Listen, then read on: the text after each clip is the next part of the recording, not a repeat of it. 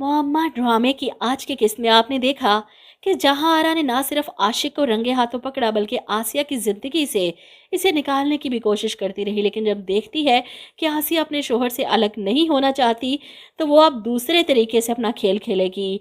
आशिक को ट्रैप करेगी अपना बदला लेने के लिए। जहां आरा के कमरे में आएगा वो, और जहां आरा इसे गन पॉइंट पर रख कर सबक सिखाएगी, और तब आसिया अपने शोहर की जिंदगी की भीख मांगेगी जीजी से, जिस पर जहां आरा कहेगी कि बेवफाई करने वाले मर्द को तो मैं कभी माफ़ी नहीं करती, और तुम्हारा आशिक तो मेरा मुजरिम है, इसे मैं कैसे छोड़ सकती हूँ। फिलहाल के लिए तो आसिया की तड़प और परेशानी देखकर वो आशिक को छुड़वाने की तसल्ली दे देती है कि कुछ अरसा इसको जेल में रहने दो। इसी वजह से तो आसिया मुतमईन हो जाती है और जीजी की और भी ज़्यादा एहसानमंद हो जाती है। ऐसे में आप देखेंगे कि जब तक मेड का बंदोबस्त नहीं होता, आसिया जुनैद और मायरा के घर के काम कर रही है, और तभी जुनैद की बॉल जहारा के राज को फाश करने के लिए उस शीशे पर जाकर लगती है। शीशे में दरार आती है और दूसरी तरफ बैठी जहारा के चेहरे का रंग भी उड़ जाता है। ये शीशा अगर बदलवाया गया या कुछ भी इसके साथ छेड़खानी हुई, तो जहारा का राज एक सेकंड में सबके सामने आ जाएगा। इसलिए तो जुनैद घबरा जाता है कि शीशा टूट गया। जहारा को पता चला तो वो नाराज़ हो जाएंगी। इसी घबराहट में वो आसिया को पैसे पकड़ाता है कि तुम ये पैसे लो, और प्लीज़ जहारा को कुछ मत बताना इस शीशे के बारे में, मैं जल्दी ये शीशा बदलवा लूँगा। आसिया को रिश्वत दे रहा है चुप रहने की, लेकिन आसिया की आंखों में आंसू और चेहरे पर घबराहट है, क्योंकि वो जानती है कि शीशे की दूसरी तरफ जीजी बैठी है, सब देख रही होंगी, इन्हें हर चीज़ का पता है, हर बात मालूम है।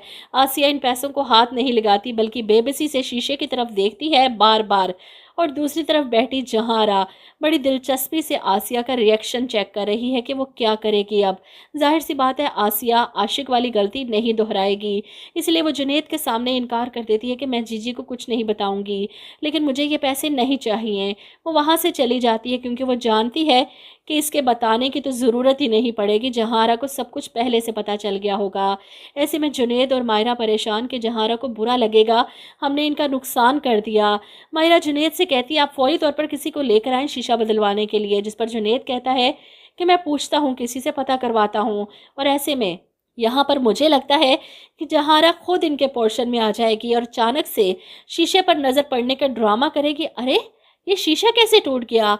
मायरा घबरा जाएगी क्योंकि जुनैद ऑफिस गया है और वहीं से वापसी पर वो किसी को शीशा बदलवाने के लिए लाने वाला था।